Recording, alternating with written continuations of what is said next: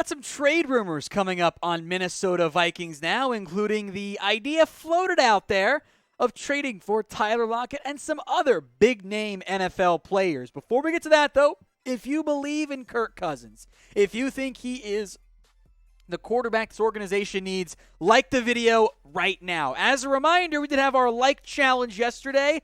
$200 bet with Harrison Graham that you guys would get us to 200 likes on the channel. Well, guess what, folks? Harrison paid up, baby. 102.50. So suck it, Harrison, and thank you guys for liking the video. Do it again right now.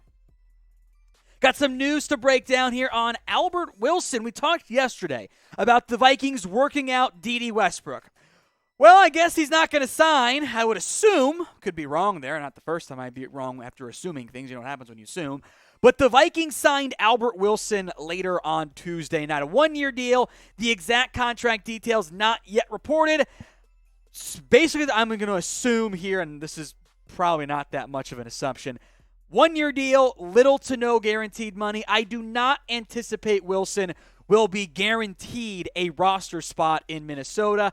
I think he is going to have to fight for that. He is going to have to prove that as his career has begun to decline a little bit, as his role and impact has dropped beyond a bit of a breakout year at one point in KC, that he is still worthy of that roster spot. Albert Wilson didn't do very much last year with just 25 catches for 213 yards. His best year came in 2017 in Kansas City when he had 554 yards. Since then, though, it dipped in 2018, dipped in 2019, missed all of 2020, didn't play that much in 2021. He is a slot receiver, so this would, in theory, allow him to compete for that quote-unquote wide receiver 3 role.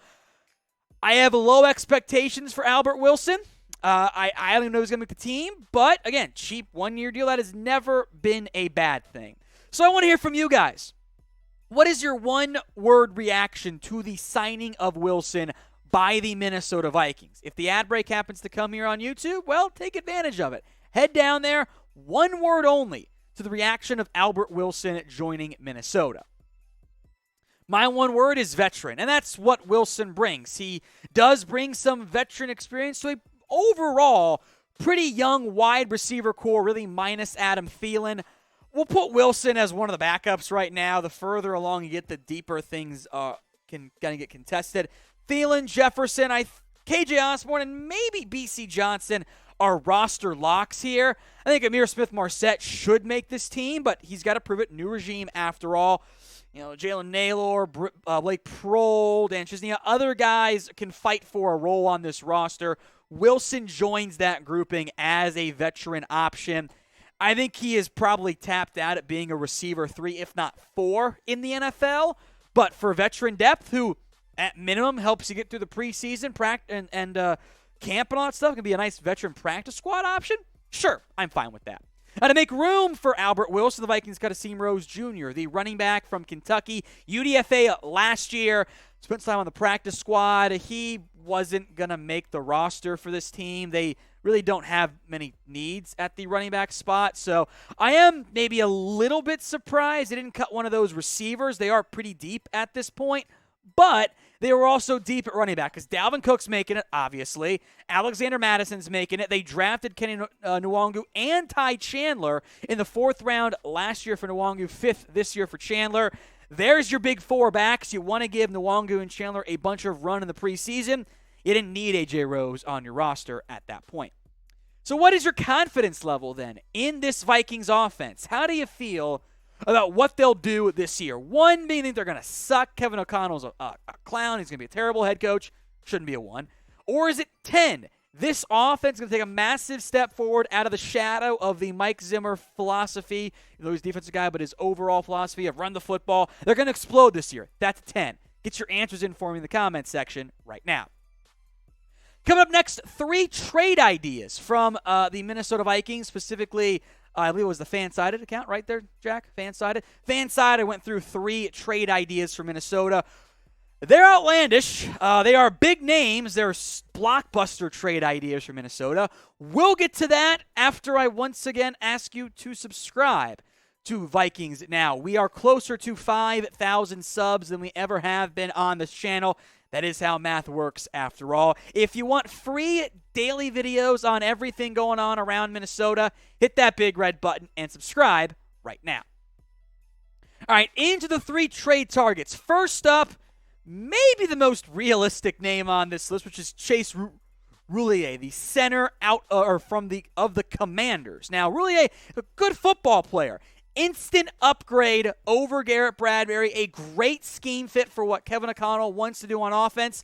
I love this, but I doubt the Commanders actually are willing to move on from him at this stage. Now, he is entering the back end of his current contract, so the pitch was, well, if they want to move on from him, which, okay, sure, why would they want to do that? The issue here is that it does fill a need. It does not make sense for the other team involved. You see his PFF grades up on here.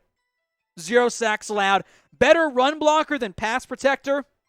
The guards around him weren't that great, though, so that might have been a potential. At least that when Brandon Scherf was hurt, I should say.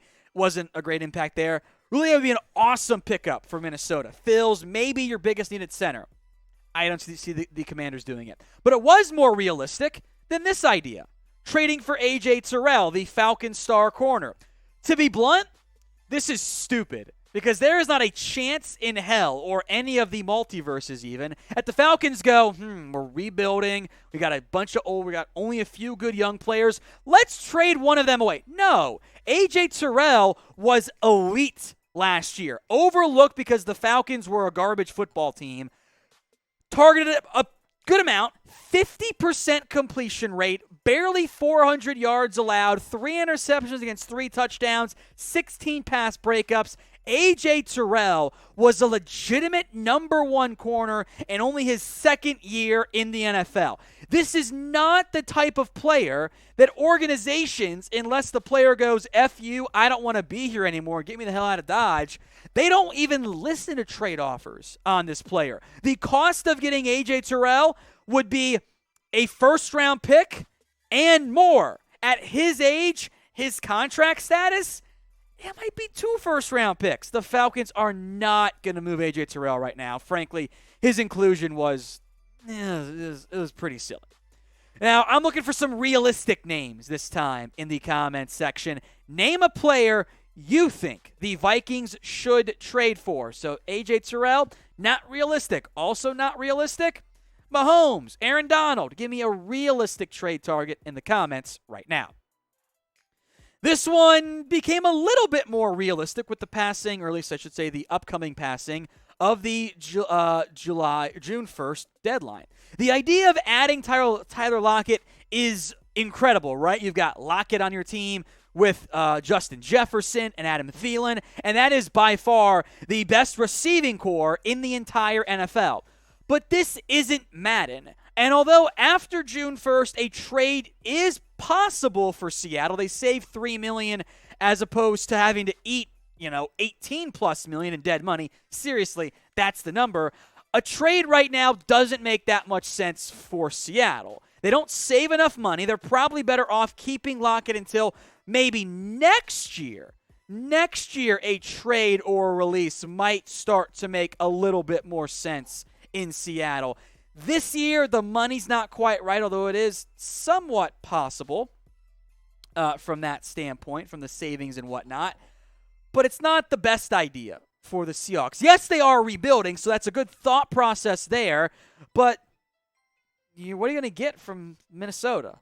3rd-round pick? Do you want a 3rd-round pick to be your receiver 3? Because Thielen, Lockett, Jefferson is an elite trio. That's actually probably too much investment from a pure contract perspective. Is there enough targets to go around to maximize your investments? I actually don't think so. So if you didn't have Adam Thielen, I would be all aboard this idea. If you didn't have Justin Jefferson, I'd be all for it. With the current roster construction, though, for Minnesota, I don't think you need him. So I'm going to type in my P for pass, but I want to hear from you. You can type in T to go trade for him or P for pass. If you didn't do it earlier, please do so once again. If you believe in Kirk Cousins, like the video right now.